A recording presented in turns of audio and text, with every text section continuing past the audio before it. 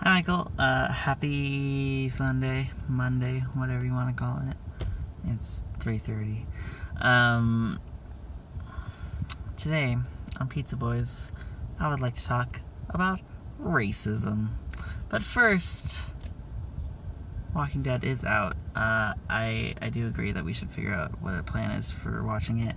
I am all for, let's try and do an episode, or, heck, my schedule is freed up enough. I would even say 2 whole episodes. But, let's do an episode a week and talk about it. I don't know if we do a dedicated day to make videos to talk about it, because also if I make a video on Wednesday to talk about it, is it going to be spoilers? I don't know. Respond tomorrow with thoughts. Also saw it. Very good. I think I'm in this boat. Thought it was a really great movie. Don't know that's going to be one of my top movies of the year, but was a very solid film. And yeah, good stuff happening to there. I'm terrified of storm drains now. Every time it rains. Right. So racism. Yesterday, Saturday, I'm calling it yesterday still, was my last day at Panda Express, where I've been working.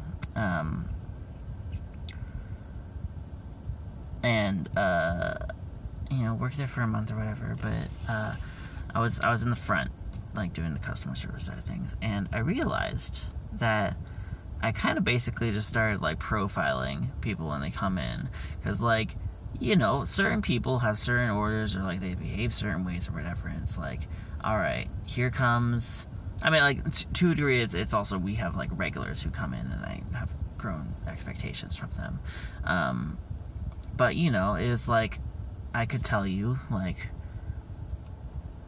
alright, the day laborers, or the construction workers from around the area, they can come in around these times, they'll probably order plate to go, except they're going to sit down and eat it in the restaurant, and they're probably going to order from one of these 4 entrees, maybe 5 entrees, and they're probably going to want to get some hot sauce with their drink, or with their food, or I could tell you, here's one of the English as a second language, most at least I'm assuming English as a second language, for sure not super fluent in English, students coming in, and I could probably tell you a good idea of what of the entrees they'll order, and it's this thing of there's repetition and there's patterns and all this, and I was realizing it one day as a habit, particularly because the one that caught me off guard was I realized that very frequently, we have customers who would come through, and I always kind of consider them problem customers, where it's they, for one reason or another, they hold up the line a lot, and it's maybe they're just really indecisive, which happens all across the board, or maybe they just need to pester you about getting extra things done with their food or whatever it is. But I personally had the experience of several black women in particular who were always kind of the more high maintenance problem customers. I had this one who we were sold out of our small entree boxes, so we were having to use our medium entree boxes, but only half fill them, and this lady ordered a bigger plate, so 3 entrees, and so I had to use the small box for the 3rd entree, and filled it, halfway. Generally we do a scoop and a half was about a serving, so I did the scoop and a half, and she's oh, can you put a little bit more in there? It's okay, so I added in an extra half scoop, because I was being nice or whatever, and then she was no, can you add a little bit more in there? And I was okay, and kind of sort of added in a little bit, but sort of was for show. Also, I'm gonna go over time. I have a lot to say tonight. I apologize. but a little bit like over-show, you know. And like she's like, oh, you're scared, put that in there, like I used to work at a Panda, like I know what you're doing. I was like, I'm sorry, we sold out our small boxes, we have to use this, but I can't fill it up all the way without charging you for a medium entree. And she's like, oh, whatever. And just like kept like muttering and just going on about it like throughout the rest of the line. And it's like very frustrating. But like very frequently I've had, you know, experiences like this where it's like, in particular, like black women were, you know, the harder customers to deal with.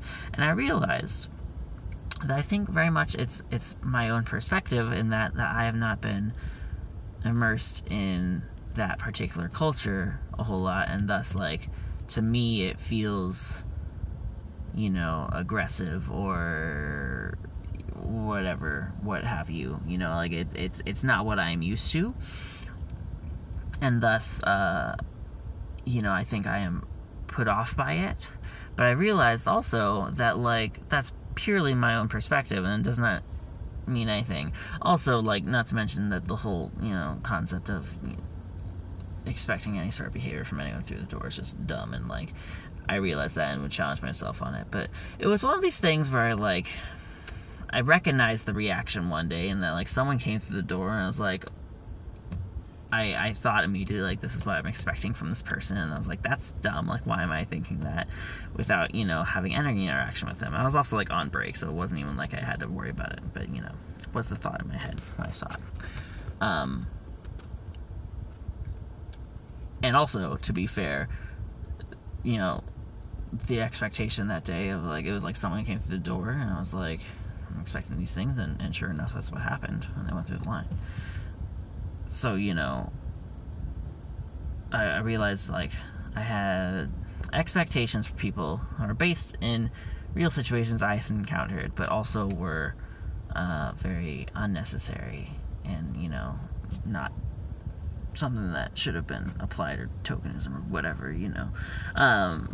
But, you know, I was thinking about it after the math, and, like, it's like, you know, like, this is I think that slippery road that leads to like this is how those people just become, like, really, like, deeply ingrained racists, is that, you know, it just takes one bad encounter or whatever, one, you know, set of expectations, and suddenly, like, oh, it's you know, things happen. And so on the flip side, a situation where I think it flipped from the expectations to racism. I was talking with one of the other drivers at the pizza place I'm working at, and he comes up to me. I don't really like this guy, but, you know, he comes up to me and he's wanting to chat because it was slow, and I was like, whatever, I'm not doing anything. And he starts talking about how at his last job, he would walk home with a lot, like, he would take out a lot more deliveries, but would walk home with less money because they weren't as good of tippers. And I was like, okay, yeah, that makes sense, you know, I guess, like, whatever. But then he keeps going on, and he's like, yeah, it's just, like, we worked in a really poor area, and, like, not to be racial or anything, but, like, you know, they were all black, and they were all bad tippers. And I was like, okay, getting into dangerous territory here, like, saying all black people are bad tippers, and, like, I get that was your experience, but, like, that's a bad way to phrase all that. And, like, of course, he keeps going on. He's like, yeah, you know, all the black people, and they're all in this poor neighborhood, is just all black people, and they're all bad tippers, and, you know, they're all poor, and they're all on welfare, so they can't tip. And I was like, what the fuck? Like you just slipped from something that was, like, a reasonable statement of, like, you know, you made less money, people didn't tip as well. I think even reasonable to say, like, they were in a poor neighborhood, people don't tip as well in a poor neighborhood. I don't necessarily agree with the generalization of it, but, like, I understand, you know, from a mental standpoint of, like, oh, yes, if you have less money, you're less likely to be like, here is, you know, extra money. Also, to be fair, I don't fully know what his personal frame of mind of, like, what a good tip versus a bad tip was, you know? Because, like, to me, honestly, when I'm delivering, like, even if it's, like, a 10% tip, I'm like, it's not bad. like it's, you know, good. If someone doesn't leave me a tip at all, that's when I'm like, okay, that was a bad tip. Oh, there's people no, they're turning away. Never mind, sorry. Anyways, sorry, this is a long video. But I was like, this is where it becomes just racism, and it was a weird moment and just very uncomfortable. I was like, I don't want to talk to you anymore. I mean, I didn't directly say that, but I was like, yeah, and kind of just walked away. That was actually probably pretty accurate to what my reaction was.